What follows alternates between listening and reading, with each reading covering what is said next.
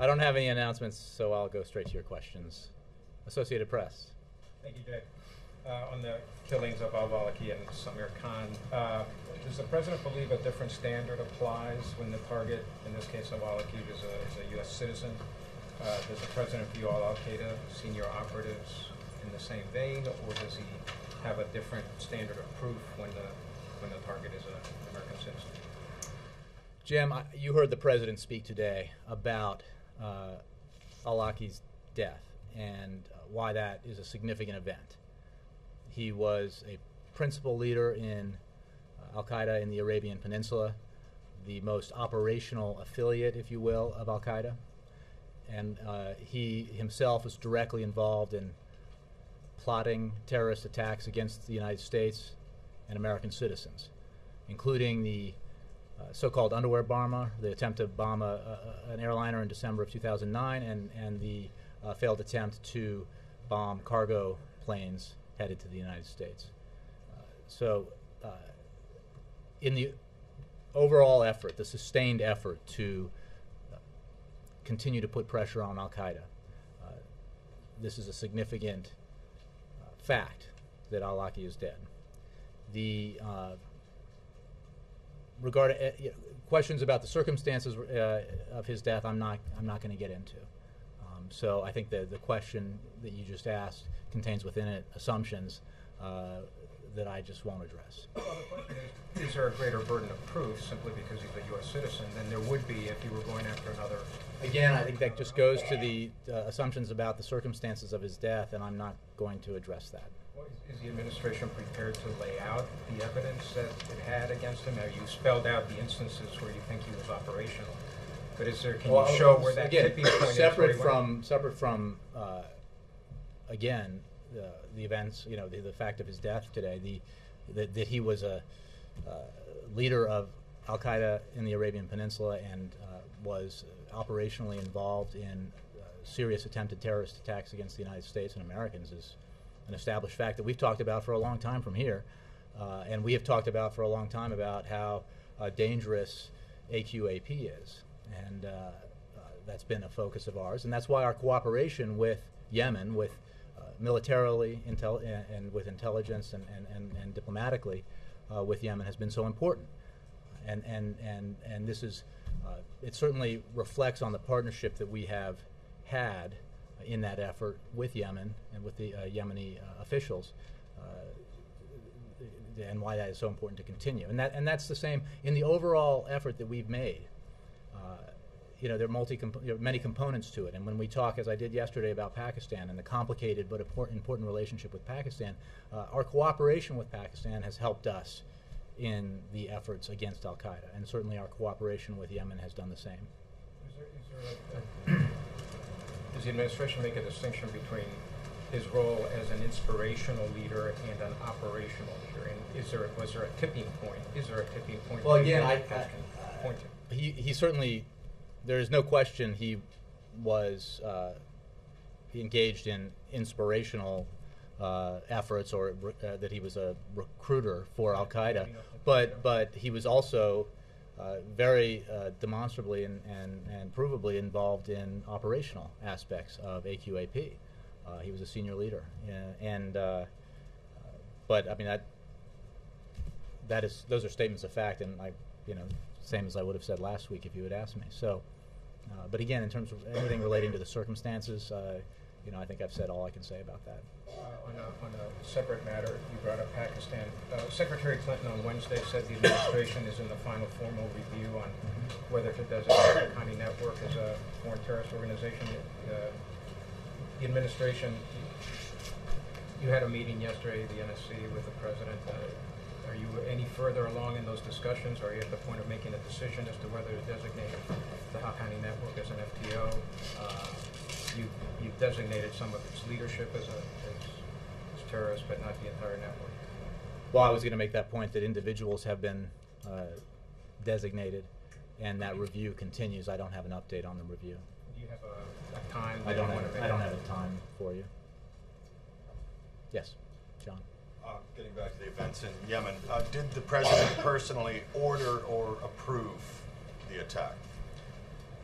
I'm going to go back to what I said to Jim, that the circumstances of his death I'm not going to address. And what I will say is what I said to Jim about who he was, the threat he posed, the fact that, and this is significant, and it goes to our cooperation both with Yemeni officials and counterparts, but also around the region, and why it's so important, because we cannot forget that the victims, the principal victims of the violence perpetrated by AQAP, Al-Qaeda in the Arabian Peninsula, were Muslims in Yemen. And as a leader of AQAP, he was responsible for that. Again, going into the circumstances of his death is not something I'm going to do from here. Well, his focus was primarily international, though, because of his English language capabilities, his abilities on the net in radicalizing English-speaking Muslims. What effect do you think his death will have on efforts by AQAP to destabilize the governments of Yemen and Saudi Arabia? Well, there is no question that this is a serious blow to Al-Qaeda in the Arabian Peninsula, but we remain extremely vigilant. That affiliate, that organization remains very dangerous and very has proven itself to be operational and capable. So the vigilance continues, as it has in the wake of the successful mission against Osama bin Laden. Obviously, Al-Qaeda remains a threat, and a serious threat, and one that we continue to confront in a variety of ways. So while this is an important milestone, it is not the end of AQAP, and it doesn't change our posture, if you will, towards that organization. Is there a new willingness, do you sense, in the Yemeni government to help the U.S. with this, or is this just part of as things have been going along? Well, I think we've said, and I was asked this because of the unrest in Yemen, how that has affected our cooperation, and it made it more difficult, but the cooperation continued, and it will continue, and it is separate from President Saleh and our view about him. That has not changed. That we continue to call on him to abide by the commitments he's made, to begin the transfer of power immediately, as stipulated in the GCC agreement, and that hasn't changed. So, and we call on him and his government to cease any violent actions against the Yemeni people. That continues to be our position. However, it has been also important to maintain the kind of cooperation we've had against this threat in Yemen, Al-Qaeda in the Arabian Peninsula. Jessica. Just a factual question, hopefully you can answer. We'll Where, see. when, and by whom was the president notified of the death? He was notified early this morning by John Brennan, his counterterrorism advisor, and he was briefed on it again this morning. Woken up by a phone call? He was just notified. I won't get into specifically how. Can you tell us when he was Early this morning, No, when was he before the notified? sun When did rose. Brennan first? Right. What time? I don't have a specific time for you, but it was early. You said he was briefed twice. That's why. I mean, then he was notified. He was still in the residence, and then this morning, once he came to the Oval, he had his normal PDB, daily briefing, intel briefing, and this was obviously a subject there in that discussion. Okay, so going back, nobody questions that both this administration and the prior have identified AQAP as a threat.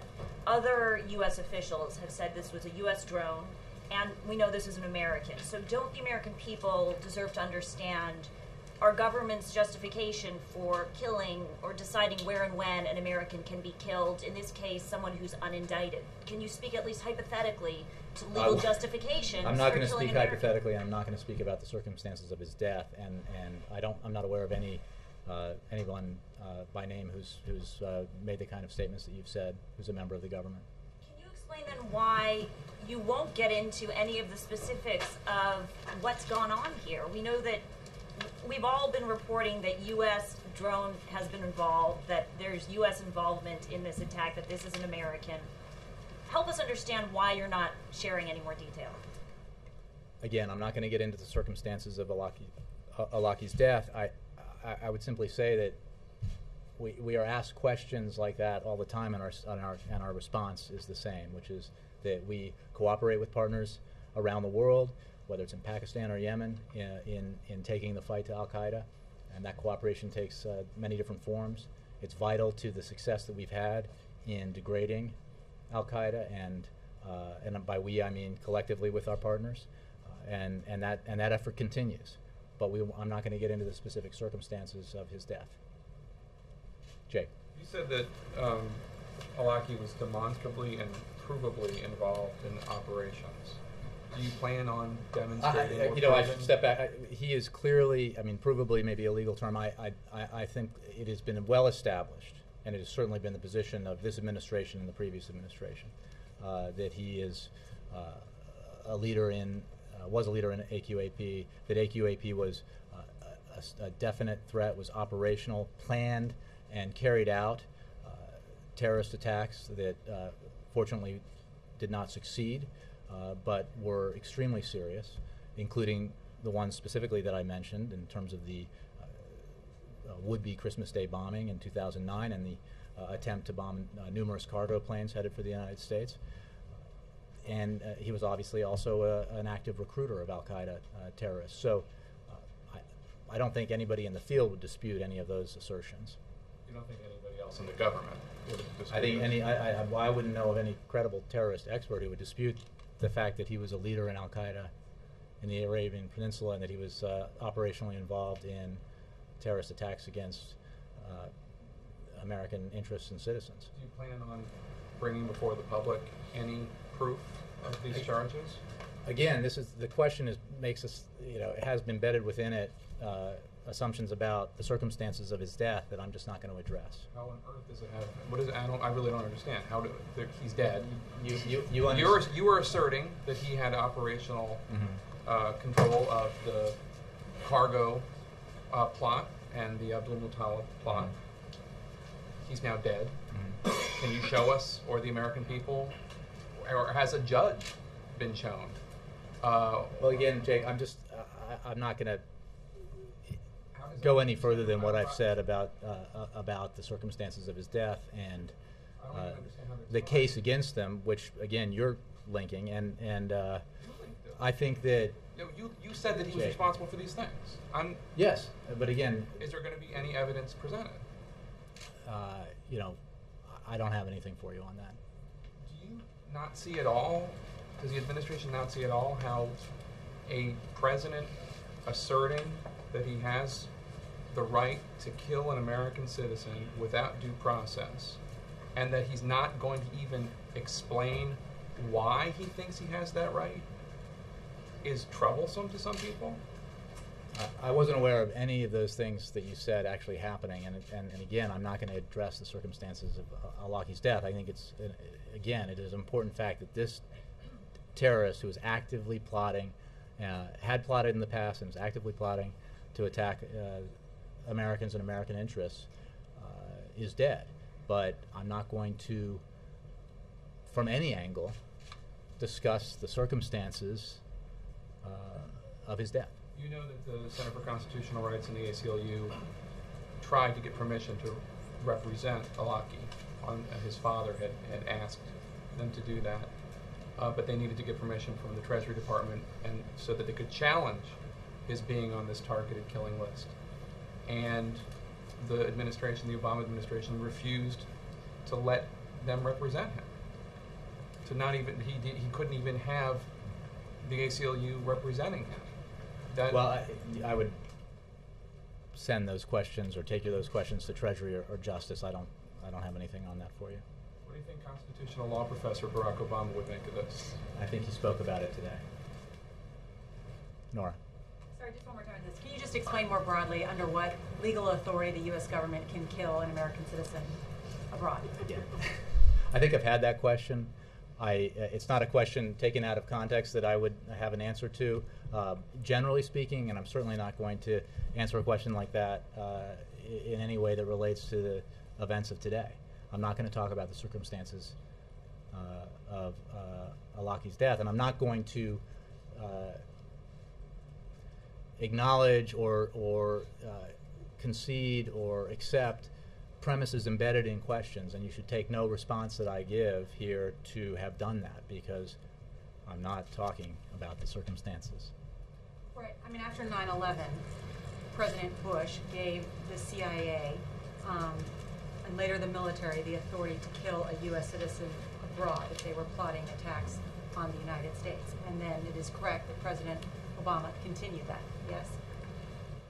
That's a question I would have to take, and I think would probably be best addressed to the Justice Department. Okay. Let me switch subjects then. Does the President have any co-sponsors yet for his American Jobs Act? We are confident, as I had said yesterday, that the Senate will take up the American Jobs Act. It has broad support from Democrats in both houses. Sweeping support in, you're talking about congressional process, legislative process. The bill will be taken up. You know, how and with whose names attached to it, I don't know. I refer you to the leadership in the Senate.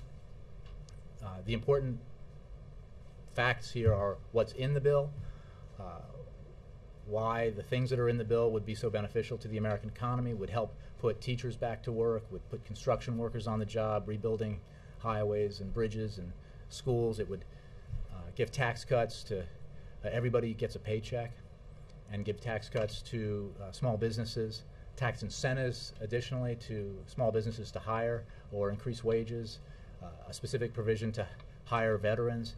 These are all things that outside economists have said would have a demonstrable and positive impact on the economy, and there is no higher priority right now for this president than to continue to push Congress to take action on those important measures. Is the President concerned that not even Speaker Pelosi has signed up as a co-sponsor for the bill, and No. that Senator Durbin has raised doubts about whether a number of Democrats would support it in the Senate, who've also been on the record saying they won't support it?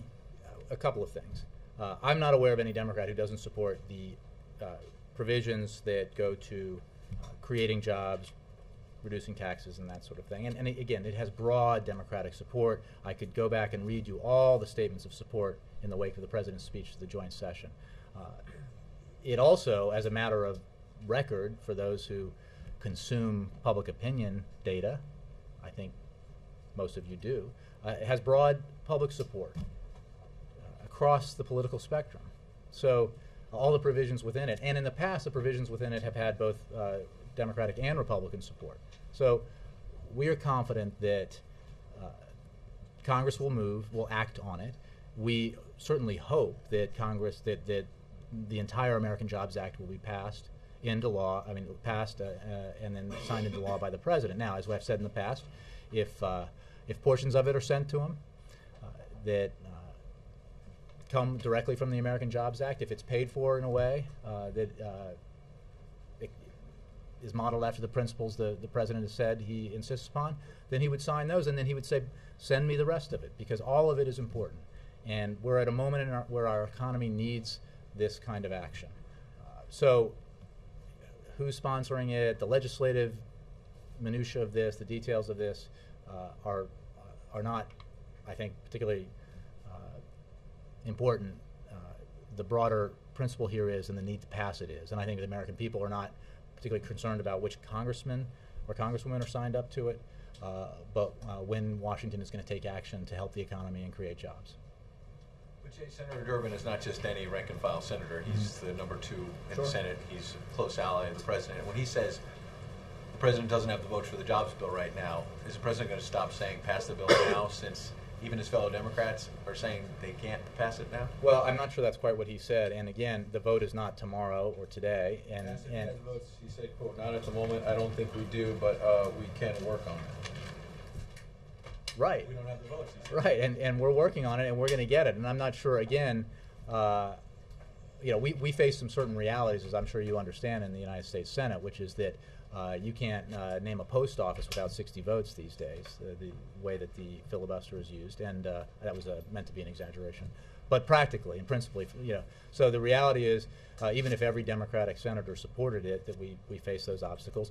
We have made the point, and the President has made the point, that these are provisions that have historically garnered Republican support as well. and we are making the case, both here in Washington and around the country, for why that support should be there this time. Because the American people need it, they want it, and they want Washington to take action. Warren Buffett was on CNBC, as I'm sure you know. It sounds like Republicans are taking one piece of it and suggesting that he came out against the Buffett rule, even though when you read the transcript, it doesn't sound like he came out against the Buffett rule. However, when asked about how the president is paying for the jobs bill, about changing deductions for people making at least $200,000 or $250,000, he at the very least did not give support for it. He said, "I'll look at the overall plan that's submitted to Congress and decide what I like, what I don't like. There's no question there'll be parts I disagree with." So if one of the president's economic gurus he's used to hold up on, this is the guy who supports men raising taxes, is not offering his support for the way the president wants to pay for the jobs bill, how do you pay for wait the a jobs second. bill? I think if you look at that transcript, he was distinguishing it, making clear that the interviewer understood that as you actually very helpfully pointed out, was not the same as the Buffett rule, or the Buffett principle, and the things that he's discussed. I think it reflected that he wants to look more deeply into the various provisions within the Jobs Act. The overall principle that he supports, the need for wealthier Americans to pay their fair share, I think has been established many times by him in a variety of forums. So.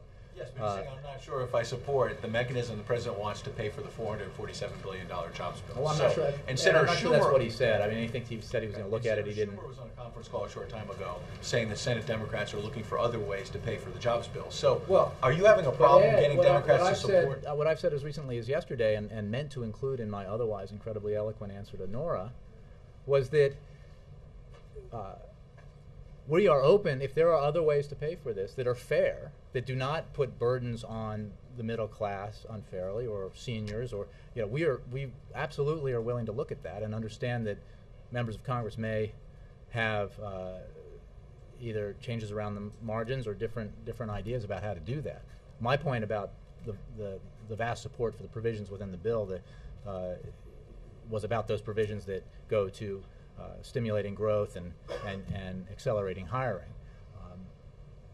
The president believes strongly that what the provisions to pay for this bill that he had put into the bill are fair and represent the kind of choices that we need to make as a country in a time when we have to ensure that we pay for something like this, that we keep, we tighten our belts, and that everybody's paying their fair share, and therefore you're not unnecessarily or unfairly burdening one sector of society and saying, seniors, it's all on you, or the middle class, sorry, or kids coming out of college or going into college rather, trying to get an education, tough luck. Because other ideas about how to either pay for deficit reduction bills or other jobs provisions that we've seen have had those problems within them, and we think there's a better and fairer way to do it. Very last short thing. Washington Post is reporting that Secretary Chu is taking responsibility for the restructuring of the Solyndra loan. And Republicans are suggesting maybe that's to shield other people at the White House, that he's stepping forward. Does he still have the president's full confidence? Is there anyone here who thinks he's to blame for what happened with Solyndra? Can you? Secretary Chu does have the president's full confidence. Going to the report, he is the head of that department. The department which, as we have made clear, where career professionals have administered the program, reviewed the loan applications, and made their recommendations. Obviously, ultimately, the head of that department is responsible for it. But let's be clear, there were numerous people involved who were career professionals and worked on those kinds of issues every day. Yes? Can you explain to us how the U.S. confirmed his death, since he's been dead before and then found alive? Is it only via a Yemeni source, or did the U.S. government? I don't have an answer to that, actually. I don't know. U.S. government confirmation, but U.S. government's 100% sure that he's dead. As I understand it, but I don't have a specific in terms of whether that came from the Yemenis or. Samir Khan, there has been a report that he was also killed in this strike. Do you have confirmation on? I don't have any information on anyone except for Al-Awlaki. You don't know how that confirmation is about. Is there a way to? Well, I'm not saying I don't have that confirmation. So so I wouldn't know where those others are getting it. I'm just saying that I don't have it to give. Jay, what are the chances of organizing a briefing on these questions today? Could we do that?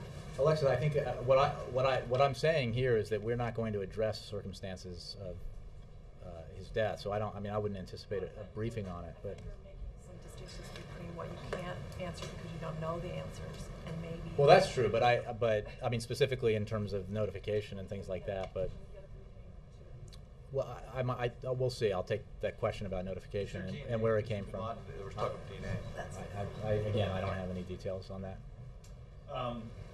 On the Buffett conversation, the other thing that he talked about in here was this idea of what he says his version of the Buffett rule was on the attacks on the ultra rich, people that make more than 30. So, for instance, even athletes that make $30 million a year wouldn't be paying this special tax. Let me stop. It was over there. No. It wasn't. If you have to look very carefully, and this is important, and Ed, I really appreciate you clarifying this because there has been a lot of, I think deliberate misrepresentation for political reasons, but also just misunderstanding. What he said was, and it absolutely fits the Buffett rule as the president described it. If you make $5 million, Chuck, and I hope you do, and it's all in wages, I wouldn't be sitting here. and it's all in wages, and that $5 million in income is all in wages, or $50 million if you were so lucky to make that much, and it's all in wages, you are paying an effective tax rate that is at least as much as middle class earners are paying.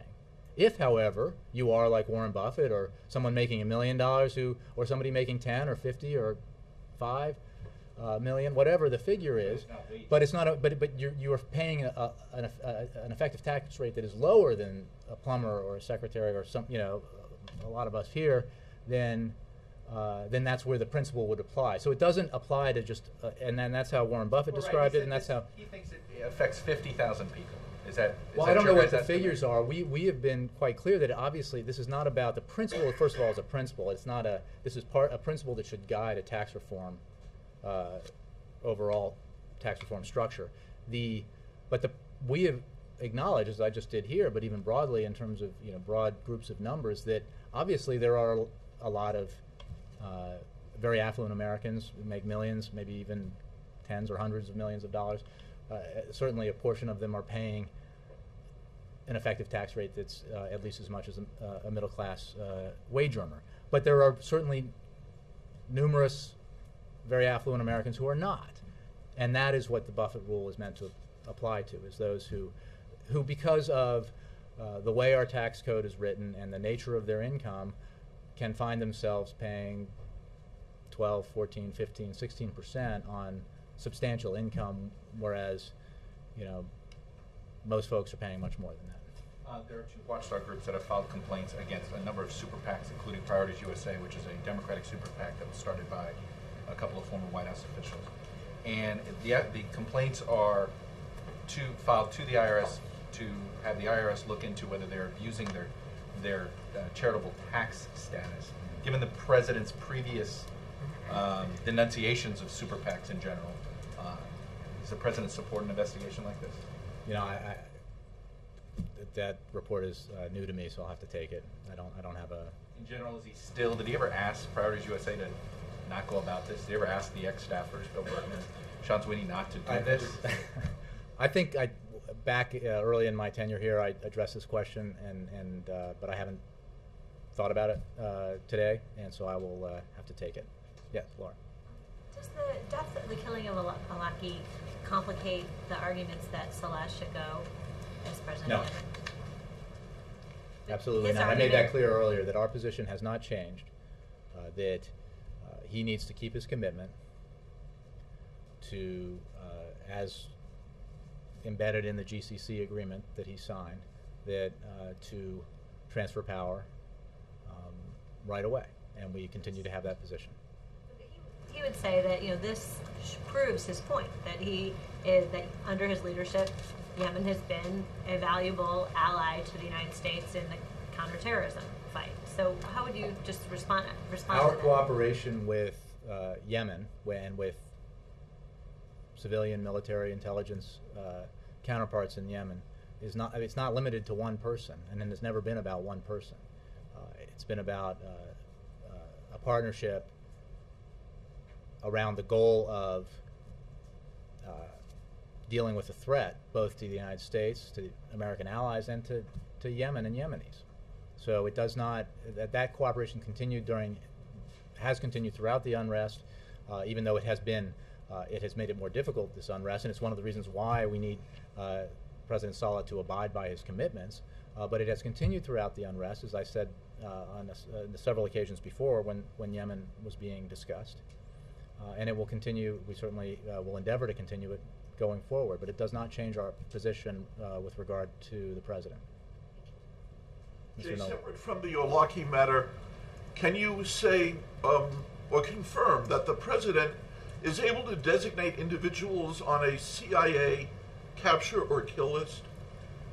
Mark, I can't. I don't have an answer to that. So if there's anything that we're able to say about that, I can take your question. But again, I'm not going to get into backdoor ways to try to discuss the circumstances. Earlier in the year? I would have to. Again, I don't know what discussions have been had about that in the past. I can look at that, but I want to make clear that in doing that, I'm not discussing the circumstances here. Is the way Buffett explained the rule entirely consistent with what the rule is indeed going to be? Yes, and again, I appreciate the opportunity to make clear here, because there has been some, I'm sure, accidental blogging by Republican leaders and tweeting and some websites that have misconstrued at best what I think Warren Buffett was saying. The principle is that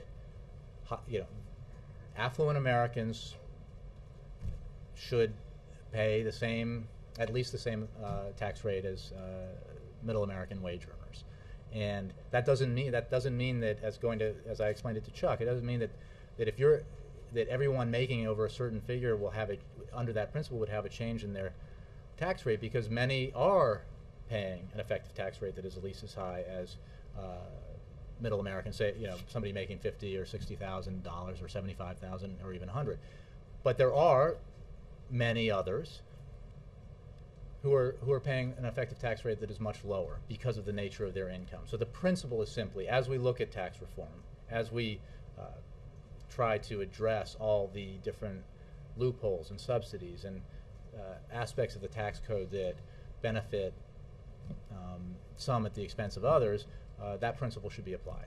But if it only hits 50,000 people, is that going to Again, I don't know whether we have numbers that we've put together on this. I know it's not an insubstantial number, but it's a principle here that I think not only does Warren Buffett strongly agree with, but most Americans strongly agree with. And on Al-Awlaki, I'm not sure if we've gathered figures about what we estimate based on Treasury Department data, what we estimate the number of people who would be impacted by the principle. But so again, it may be those numbers may not reflect our numbers, but the principle is the principle. Is it a lot higher, as high as 400,000? I don't know. We'll have to get you the numbers. Yeah. And on Al-Awlaki, what role can you talk a little bit about the role that the Yemeni government played in targeting and killing him? Well, I'm not going to get into the circumstances of his death. Have they stepped up their cooperation recently with the U.S.? I would simply say that it has been an objective of this administration, and I think the prior one, but this one in particular, that we work to have that cooperation because of the threat that Al-Qaeda in the Arabian Peninsula represented and continues to represent. It has been actually through the unrest that has been an issue because of the need to continue that cooperation, that the unrest adversely affected that, but it continued, and it continues today. Yes? Do you think the tax rate on a millionaire ball player should be affected by team payroll or win-loss percentage in September? I don't know about that. I am aware that paying, having the largest payroll does not necessarily translate into ultimate victory, as it turns out. But even the second largest. Is that it, Alexis? So it's the end of the... Speaking of a bad headline. Sorry. The end of the fundraising quarter. So the president's been doing a lot of fundraising. We're going to write stories about how much money he's been raising. What has he gleaned out of the meetings that he's had, the interaction he's had with donors, and also he's been reaching out a lot to small donors? Can you give us a kind of summary of what it means to him here, how things are going, his interaction with supporters? Well, I mean, I think he's had. I mean, he's enjoyed the opportunity to get out and talk to his supporters. You know, it's part of what you have to do and what you do when you're running for office. I think the message that he's carried has been the same everywhere, which is that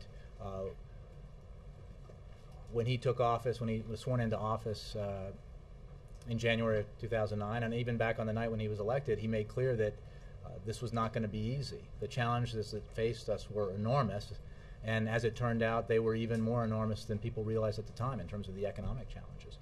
But that we've made progress. We've made progress, but our work is not done, that we have to continue to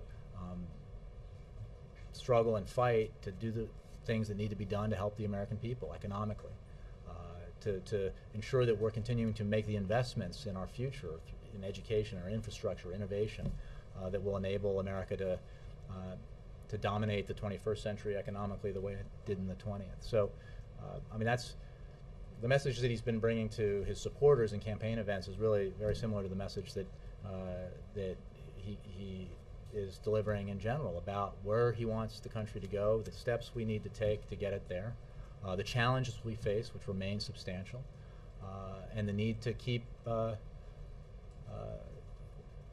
working, to keep pushing forward to achieve the goals that he's set. In the last election, the president was very proud to say that grassroots, small dollar donors were very important, at least a quarter of what he pulled in. Is he at all concerned that he's not going to be able to replicate that this time? I would address those kinds of questions to the campaign in terms of the fundraising and the makeup of donors. I mean, my understanding, just from what I've read in the press, is that he's getting very broad support from all over the country and from in small and big ways. Yeah. Again on Al-Awlaki, at Fort Myers, the president said that this operation was a tribute to our intelligence community and to the efforts of Yemen and its security forces. Can we then infer that this was a covert CIA operation without U.S. military involvement? No. Okay. I mean, I did not mention military. I think the point is that we broadly speaking have had a cooperative relationship at a variety of levels with our Yemeni counterparts, and that has been the case for a certain amount of time now, and continues to be the case today.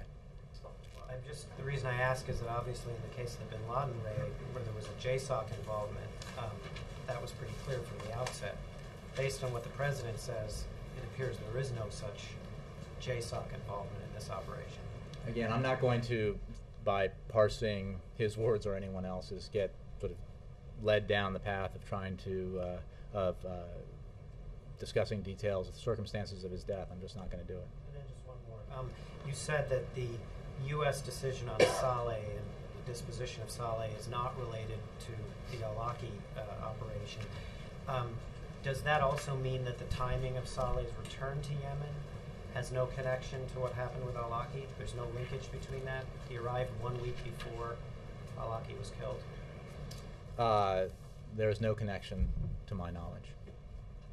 You took a question yesterday on China currency. The vote's Monday in the Senate. Is the administration going to take a position on this bill? What I said, I think I had this question yesterday. It remains the same. We're reviewing the bill. We share concerns about the need for the Chinese currency to appreciate. There has been some progress, but there needs to be more. But you're going to leave it that way through the vote? Well, that's what I have to say today about it. Ann. Jay, does the president believe there's a risk of retaliation and danger to Americans after the Al-Awlaki? We are always mindful of the possibility of actions by those who generally have as their goal doing harm to the United States and Americans and our allies.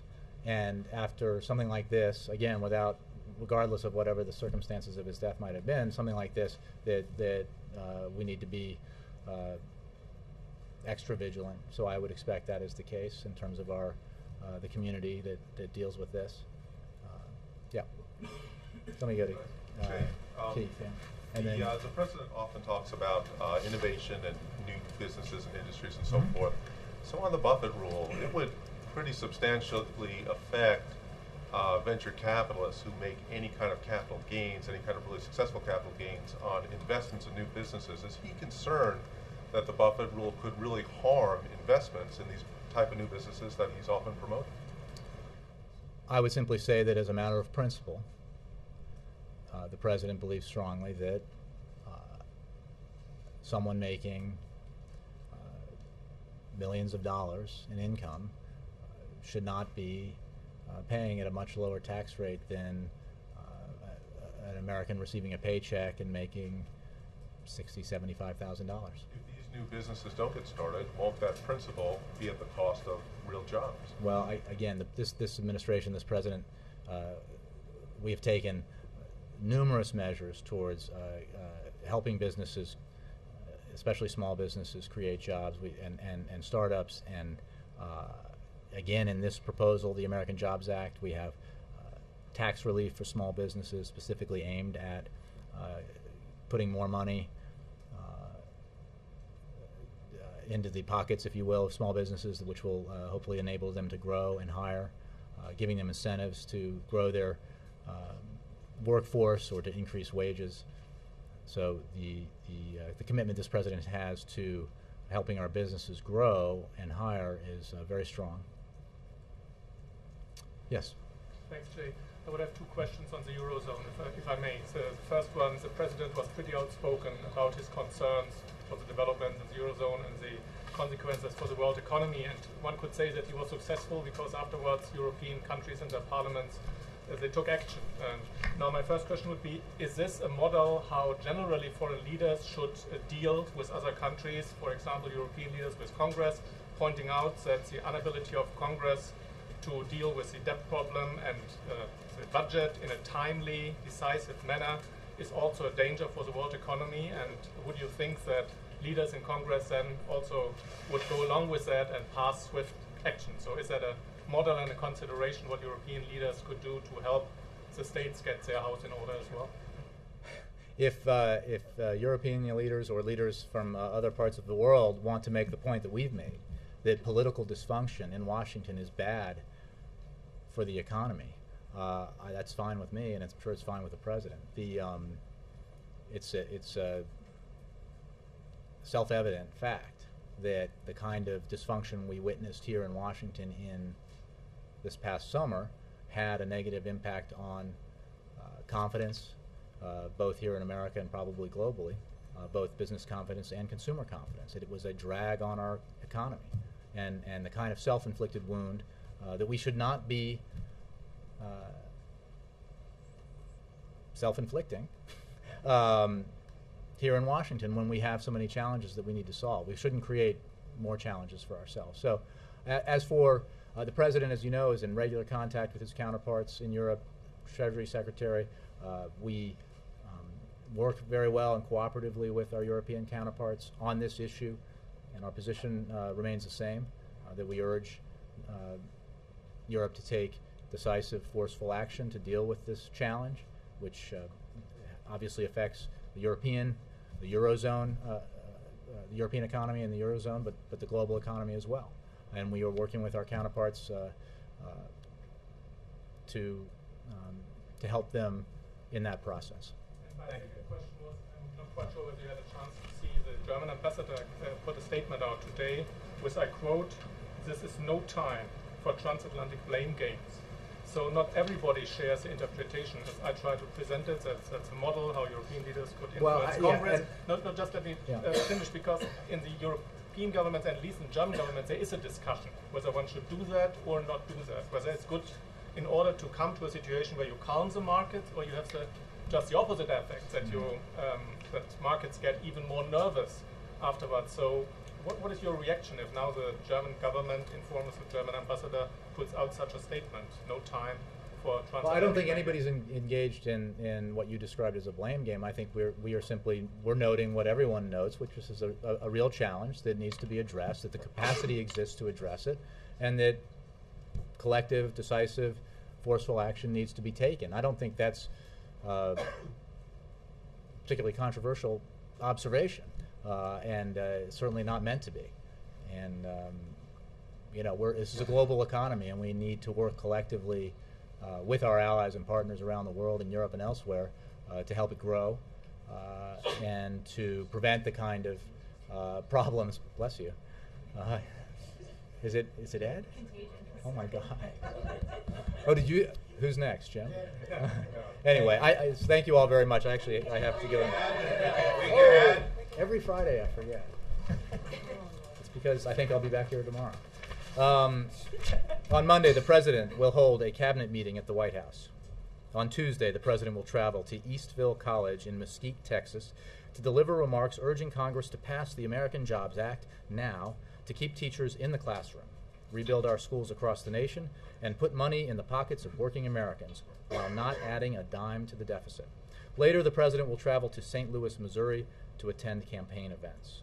On Wednesday, the President will host the President of Honduras at the White House. The President looks forward to discussing a broad range of bilateral and regional economic and security issues during their Oval Office meeting. The President also welcomes the opportunity to underscore the strong bonds of friendship between the American and Honduran people, as well as President Lobo's efforts to restore democratic and constitutional order in Honduras and the country's return to the Organization of American States earlier this year.